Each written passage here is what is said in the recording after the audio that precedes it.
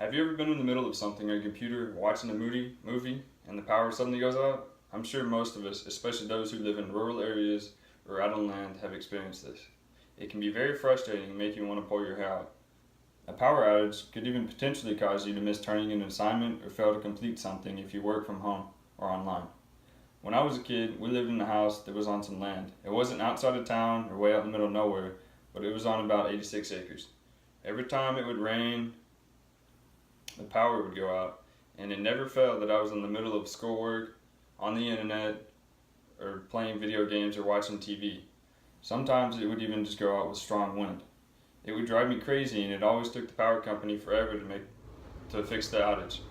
This is because power companies seek to restore power to the more important parts of town first, like big businesses and stuff, before they tend to the others, like homes. This is from Harry Sawyer's in his article "Why It Takes So Long to Fix a Power Outage" on Gizmodo.com in 7/2/2012. Sometimes it would even be days till they fixed our power out there. My parents still live in that same house, and they eventually had to get a backup generator that kicks in and powers the house when electricity goes out. Their house, even though it was right by town, did not have cable internet delivery out there. They had plenty of neighbors, so I can never understand why there was no internet on their road. They had satellite internet because it was the only thing that they could get, and it was very, very slow and drove me crazy. This is just an example of many houses that were or are in need of high-speed internet and cable delivery. How can the power companies help resolve this? One possible solution would be to run the power lines underground to the houses that are in the more rural areas, because sometimes it's the trees or the terrain that are causing that power outages.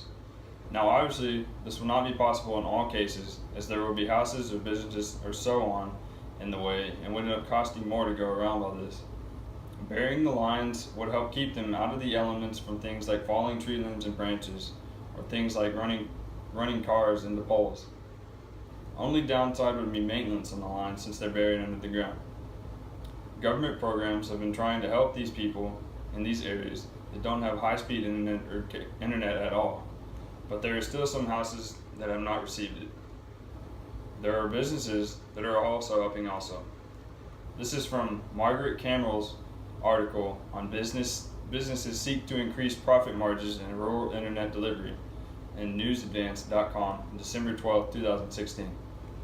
With respect to the internet delivery, it has gotten better over the years, but satellite internet isn't always reliable and as fast as needed in all cases. There is a new technology that is being implemented called Project AirGig, and it is to deliver high-speed internet over power lines instead of fiber optic cable buried in the ground. It will reduce cost and help deliver high-speed internet to rural areas with less cost and being faster. This is from Rick Barrett's AT&T Seeks to Deliver Internet Over Power Lines article on JS Online on October 2012. This will help tremendously, especially in today's world where more and more people are starting to work online and from home.